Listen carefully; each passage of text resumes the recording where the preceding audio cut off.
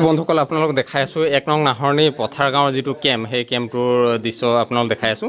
এইটো কেম্পত ইয়াত প্ৰায় যথাসংখ্যক ইয়াৰ যি গাঁৱৰ বাসিন্দাসকল তেখেতসকল বানাক্ৰান্ত ফলত তেখেতসকল আহি এইটো ইয়াত কেম্প পাতি ইয়াত থাকিব লগা ইয়াত শিবিৰ পাতি থাকিব লগা হৈছে এখন প্ৰাথমিক বিদ্যালয় হয় প্ৰাথমিক বিদ্যালয়ত আজি আমি আহি ইয়াত উপস্থিত হৈছোহি ইয়া সকলো দেখাইছো এনে ধৰণে তেখেতসকল ইয়াতে সকলো একেলগে ইয়াত এই শিবিৰত সকলোৱে থাকিব লগা হৈছে আৰু খুব কষ্ট খুব দুখেৰে তেখেতসকলে ইয়াত থাকিব লগা হৈছে যথেষ্টখিনি কষ্ট কৰিছে তেখেতসকলে এই শিবিৰটোত কাৰণ ইয়াত একেলগে যেতিয়া আছে আৰু চাৰিওফালে কেৱল মাত্ৰ পানী হৈ আছে আৰু তেনে মুহূৰ্তত তেখেতসকলে বিশেষ কৰি এই কেম্পটোত কি ধৰণে তেখেত জীৱন যাপন কৰি আছে কি ধৰণে এই কলা দিনকেইটা কেনে ধৰণে পাৰ কৰি আছে খুব দুখ লগা কাহিনী আপোনালোকে আশীৰ্বাদ কৰিব যাতে আমাৰ মাজৰ পৰা বেয়া দিনবিলাক সোনকালে আঁতৰি যাওক মানুহবিলাক সকলো ভালে থাকক আৰু এইফালে আমাৰ যুৱ বন্ধুসকল আছে চ' মাইনা অকণমান আহি আৰু এইফালে আমাৰ ছাৰ আছে এইফালে আমাৰ তজিবুল আছে এইফালে আলবিদ আছে আৰু এজন দাদা আছিল কোনফালে এইফালে দাদা এজন আছে সকলোৱে আমাক চিনিয়ে পাইছে একে গাঁৱৰ মানুহ সবৰে কাবাৰ ভাই হম কাবাৰ ভতিজা হম আমি মানে কোনো নিজৰ ব্যক্তিগত ফালৰ পৰা নিজৰ গাঁও হিচাপে আমি ভাবি আহিলো যে এইটো বিপদৰ সময়ত যি পাৰিছো আমি এই 4-5 জন আমাৰ লগৰ হিচাপে মিলি কিবা এটা সহায় হাত আগবঢ়াবলৈহে আমি আগবাঢ়ি আহিলো ঠিক হেনেকুৱা আমি 8-9 জেগাত বিলাই আহি এই মুহূৰ্তত ইয়াত পাইছোহি আৰু আশা কৰিছো অতি সোনকালে যাতে এই কলা দিনবোৰ আঁতৰি যাওক আৰু পুনৰ আগৰ দৰে যাতে সকলোৰে মনত হাঁহি বিৰিঙক তাৰে কামনা কৰিছো সকলোৱে সুস্থ থাকিব এয়াই কম আৰু দাদা কিবা বেমাৰ আজাৰ কাৰোবাৰ কিবা হৈছে নেকি ইফালে বেমাৰ আজাৰ বিশেষকৈ আমাৰ মানে ভৰিবিলাকত খৰ খুজলিটো যথেষ্ট তাৰপিছত হৈছে কি যে আমাৰ মানে এতিয়া ডিপাৰ্টমেণ্টৰ মানুহ আহি তেওঁলোকে অলপ আমাক আলপৈচান ধৰিছে যেহেতু সেইবিলাক আমি পাইছোঁ যেনিবা তথাপিও আমাৰ যেনেকুৱা আমি যি ধৰণে আমি ভুক্তভোগী মানে এতিয়া ধৰক মানে আমিতো যেন তেন আমাৰ পেটে ভাতে ধৰ আমি খাই বৈ চলি গৈছোঁ কিন্তু আমাৰ ধৰক জীৱ জন্তুবিলাক আছে গৰুৱে হওক ছাগলী হওক হাঁহ হওক মুৰ্গী হওক আমি একো দানা পানী দিব পৰা নাই এতিয়া যদি ঘৰত আছে কিন্তু কেনেকৈ দিওঁ আৰু বিশেষকৈ গৰুবিলাকৰ আমাৰ বেছি কষ্ট হৈছে যে গৰুবিলাক এইটো কাৰণে কষ্ট হৈছে তেওঁলোকক যথেষ্ট দানাৰ প্ৰয়োজন হয় আৰু আমি সিমানখিনি যোগান ধৰিব পৰা নাই এতিয়ালৈকে আৰু এতিয়া ধৰক বিভাগ ফালৰ পৰাও গৰু বা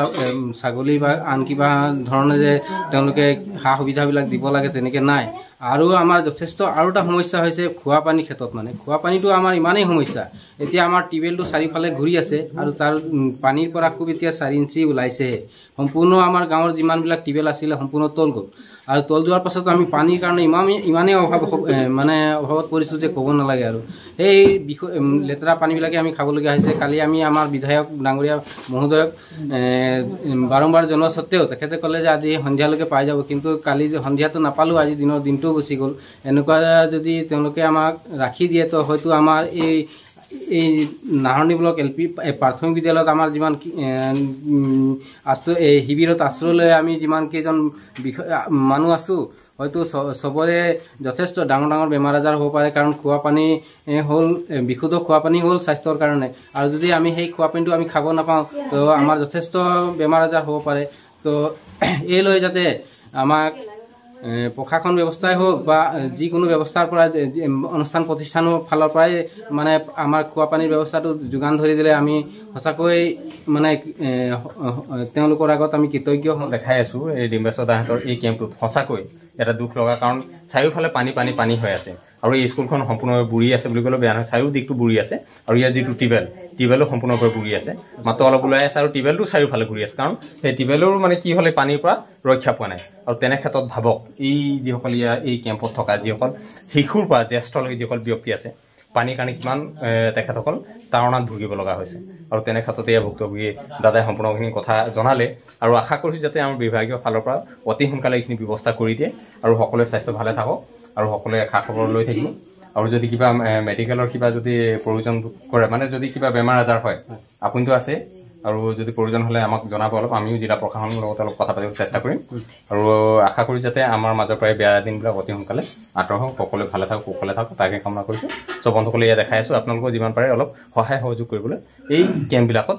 অলপ চেষ্টা কৰিব চ' এয়া বন্ধুসকল আমি আজি আমাৰ যি যাত্ৰা সেই যাত্ৰা প্ৰায় আমি সামৰিব লৈছোঁ আমাৰ যিটো মিছন আছে মিছনটো সামৰিব লৈছোঁ এইফালে টুকটুকখনে যথেষ্ট সহায় কৰিলে আৰু মই পোনপ্ৰথমে কেমেৰামেন অকণমান আগবাঢ়ি আহিবৰ কাৰণে অনুৰোধ জনাইছোঁ আৰু এইখন দেখাইছোঁ আমাৰ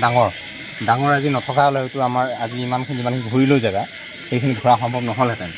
তো ডাঙৰক আমাৰ ফালৰ পৰা পুনৰ থেংক ইউ দেই, আৰু সহযাত্ৰী হিচাপে থকাৰ কাৰণেও ধন্যবাদ জনাইছোঁ। পৰৱৰ্তী সময়ত এনেধৰণে আশা কৰিছোঁ। আৰু আজি এই যাত্ৰাটোৰ যিটো মিছন আছিলে, মিছনটো বিশেষভাৱে এই মাইনাৰ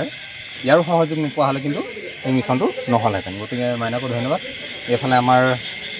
তজিবুল আছে, তজিবুল খুব ধুনীয়াকৈ সহযোগ কৰিছে, যথেষ্টখিনি কষ্ট কৰিছে বেচাৰসকল। আৰু এইফালে আমাৰ আলবিৰটো আছে, আৰু এইফালে ছাৰটো ক'বই নালাগে। আৰু এইফালে দাদা এজন, নামটো কি আছিলে? হুছেইন। গোটেই মানে কি গোটেইকেইটা কেম্প ঘূৰিলোঁ কিন্তু নামটো সোধা নাছিলে। চ' আপোনালোকে আশীৰ্বাদ কৰিব এই মানুহখিনি যিসকল বানপীড়িত ৰাইজ আছে সকলোৱে ভালে থাকক, কৌশল থাকক, আৰু এইকেইদিন যাতে তেখেতৰ স্বাস্থ্য পাতি ভালে থাকক, আৰু খুব সোনকালে যাতে তেখেতসকলৰ ভাল দিন এটা ঘূৰি আহক। আৰু ইমান দেৰি ভিডিঅ'টো চাই থকা সকলোকে আন্তৰিক ধন্যবাদ জ্ঞাপন কৰি আজি এই নিশাখন আমাৰ এই ব্লগটো ইমানতে সামৰণি মাৰিছোঁ।